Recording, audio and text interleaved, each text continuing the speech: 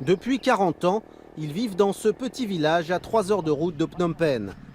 Minyon, comme son voisin Ong Pion, ont été mariés de force par les soldats Khmer Rouges. Je ne voulais pas, mais ils m'ont forcé à me marier. On ne connaissait même pas le nom de celui qui allait devenir notre mari. Ils nous choisissaient comme ça et nous unissaient sans rien nous demander.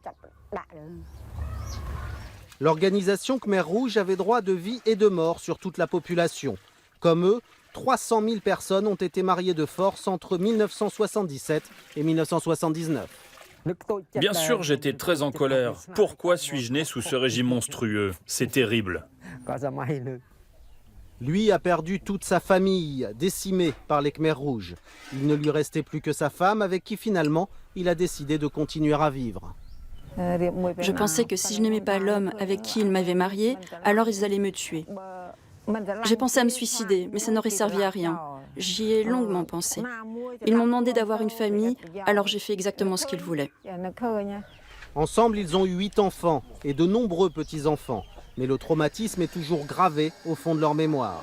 C'est d'ailleurs le cas de nombreux mariés de force qui souffrent de dépression. Ils sont soignés ici, dans cette clinique de Phnom Penh. Ça fait plus de 30 ans, mais la douleur reste toujours présente. Certains ont pu s'en sortir grâce à la parole ou au soutien de membres de leur famille. Mais la plupart des victimes n'ont plus personne à qui parler. Nguyen a perdu toute sa famille avant de se remarier, mais sans vraiment tourner la page. Je suis très en colère contre le régime Khmer Rouge, mais parler de la colère, ce n'est rien quand je repense à la douleur. Tous mes proches sont morts, je voyais leurs corps dans des carrioles tirées par des bœufs. Il n'y a que moi qui ai survécu. Dans ces tiroirs, les dossiers des victimes de l'Angkar. Le régime Khmer Rouge voulait briser les structures sociales et augmenter la population. Cette ONG veille à ce que personne n'oublie.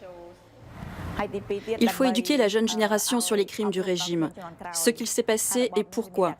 Il faut faire cela pour éviter que cela ne puisse se reproduire un jour. C'est un travail de mémoire et de prévention. Le sujet reste encore largement tabou dans un pays marqué par les millions de victimes du régime communiste. 20 ans après la mort de son dirigeant Pol Pot, les mariés des Khmer Rouges sont encore les témoins de ces crimes.